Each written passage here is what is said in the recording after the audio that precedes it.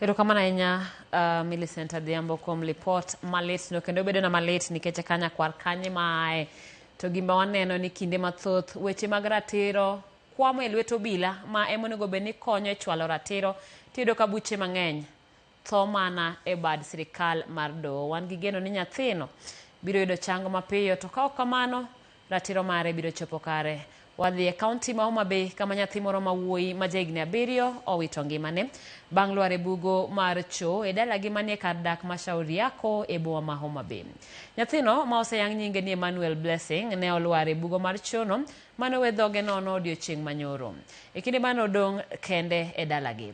Kaluwore gi familia mare, nyathino ma bende osebedo gi tuo mar ndulme ne owe kende ka kwargi ma osebedo ka odakgo ne odhi e liel moro. Ema ka giduogo odhiambo manyoro to gibedo gi buok bang' yudo ka onge.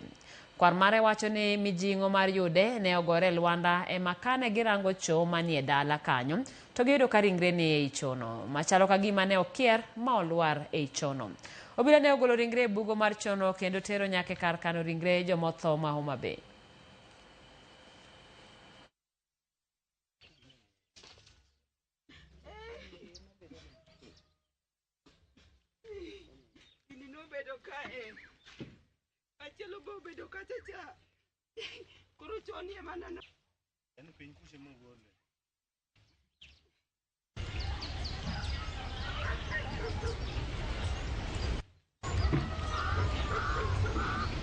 Ayudo ka nyithindo moko tugo e kanisa kama ng'eny.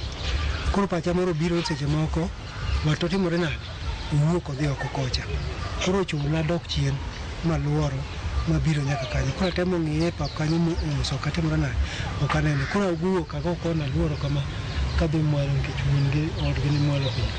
Koro ago kona kaluoro kadhi mwalo kamano maluoro nyaka piny kocha. Koro awuotho mos kabiro. Ka gikidho get kacha tawinjo ka nduru gore ka kendo. Koro karinga biro mayudo ni nyathino osericho. Kato nyithindo ariyo mane wa sikul mane nowe konindo kanyo. Wacho ni mami pare ni bileni e choto gichako ywak. Tang'ise utemo wacho ang'ono. Utemo wacho ang'o. Pod ana insist mana ni gidhi gimeny. Mama nong'isa ni bileni e cho. Ema kawo patik na kura bire cho. Ba bire cho to kata neno kaneno. Amng'ise ni kela uru tach ma unu godo na meny. Koso unu neno mana nanga lilo to uwacho na ni nyathini e cho.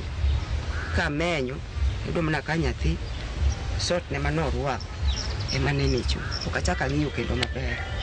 Tema chake koro ywak.